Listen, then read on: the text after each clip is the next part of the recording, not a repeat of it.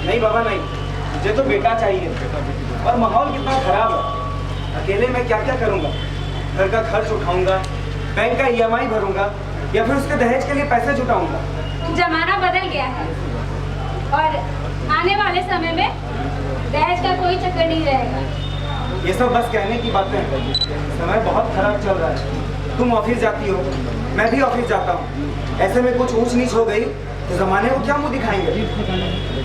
मेरे माँ पापा भी तो ऑफिस जाते थे, मुझे संभाला है कि नहीं?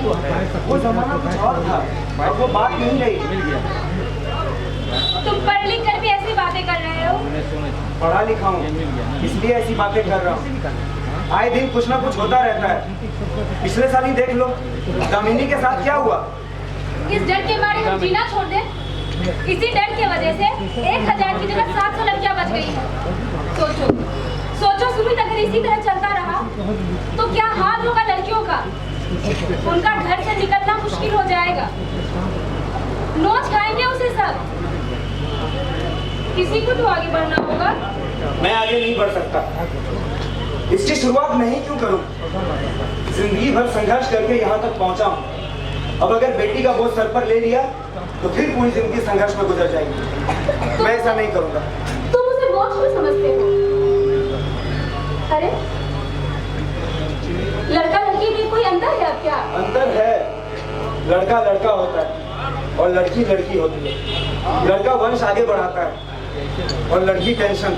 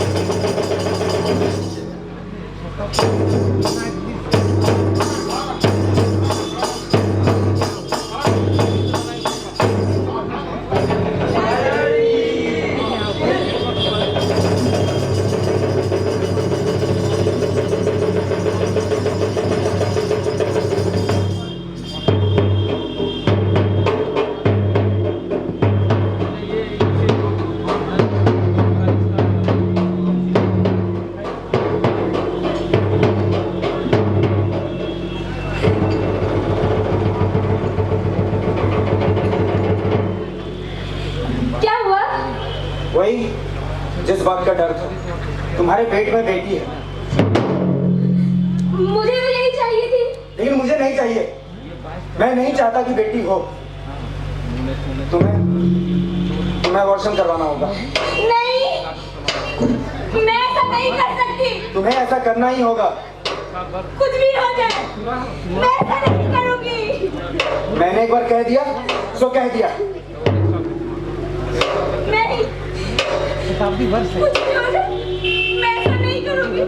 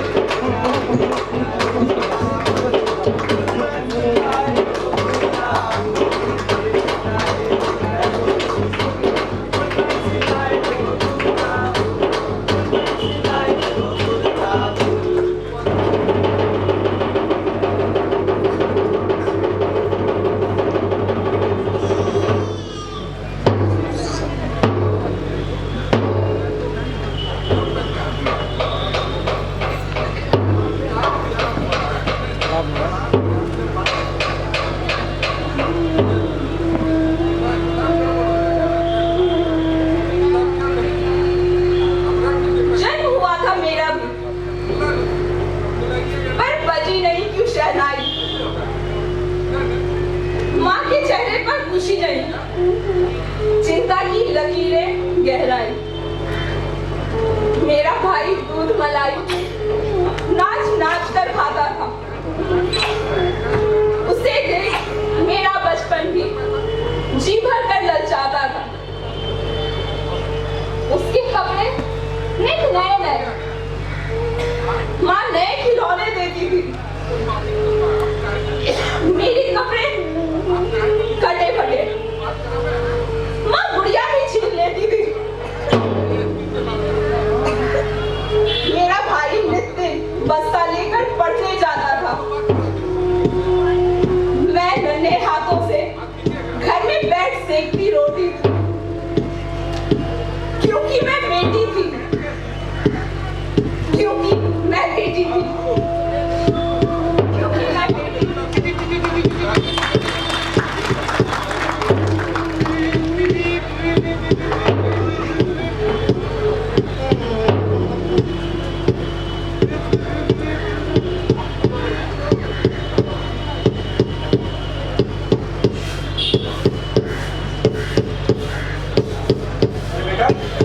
अरे स्कूल में देर हो जाएगी, जल्दी चलो। बस हो गया है, जा ही रहा है। चलो उठो। इधर इधर।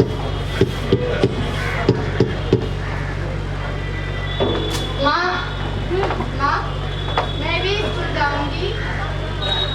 देखो, तू अपने पापा से कुछ बात कर, मुझसे कुछ नहीं होगा। जा। तू बोल ना माँ, वो आपकी बात मान लेंगी। देखो, तू प्यार से अगर अपने पापा को समझाएगी तो शायद तेरे पापा मान जाए, इसलिए तू खुद ही समझा। जा।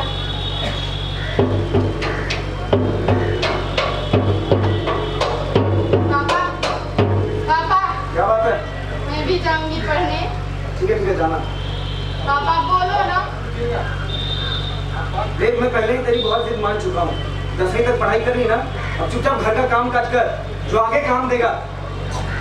पापा जाने दीजिए ना। एक बार बात समझ नहीं आती, चल जाओ।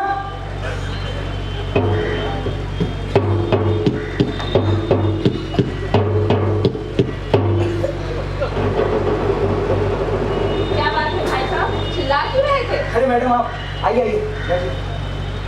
वो सब तो ठीक है, पर आप बच्ची पर चिल्ला क्यों रहे थे? अरे कुछ नहीं, कहती है बाहर जाकर पढ़ाई करना है। तो इसमें दिक्कत क्या है? पढ़ना ही तो चाहती है, जाने दीजिए। अरे मैडम आपको तो जमाना पता ही है, और बेटियां चूल्हा चौका करे वही अच्छा है, वैसे भी तो बाद में वही करना है। देखिए, अगर आप बात जमाने की करते हैं तो जमाने ने बेटियों को चांद पर भी पहुंचा दिया। वो तो बस पढ़ना चाहती है, उसे पढ़ने दीजिए ताकि वो अपने पैरों पर खड़ी हो सके। लेकिन मैडम ऐसे बेटियों लेकिन कुछ नहीं, आपने नहीं सुना? जब एक बेटी पढ़ती है तो वो 2 घरों को रोशन करती है, इसलिए उसे पढ़ने दीजिए, पढ़ने दीजिए। सही कह रही है मैडम, मैं जल्दी ही उसे भेजने की तैयारी करता हूँ। ये हुई ना बात, अब फटाफट। अरे नहीं, रहने दो, मन लगा कर पढ़ना, ठीक है? मैं अब चलती हूँ। थैंक यू पापा।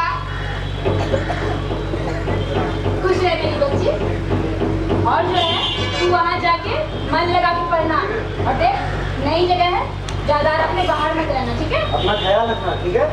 और वक्त पर खाना और सोना।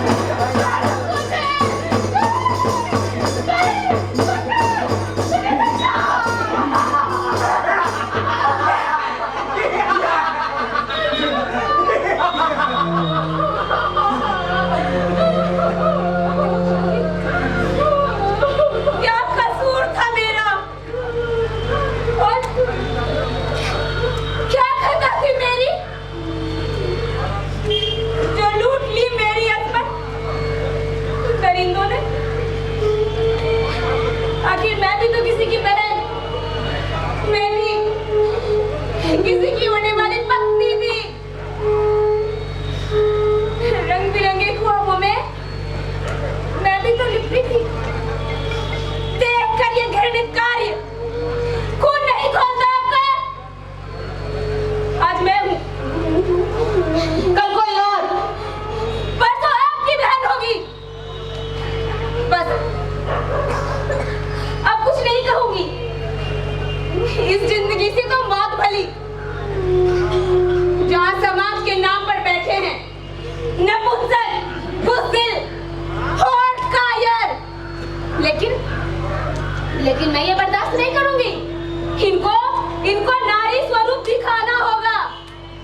मैं आऊंगी दुर्गा या काली बनकर, झांसी वाली बाई बनकर, या फिर कल की माई बनकर करूंगी उन असुरों का संहार जो है इस धरा के बोझ और चला रहे पाप का व्यापार, लूट रहे बेटियों की अस्मत, धो रहे सुहागिनों के बाल और छीन रहे मां से उनके लाल और हनन कर रहे नारी का सम्मान। पाप के ये सौदागर और पछतावे का ढोंग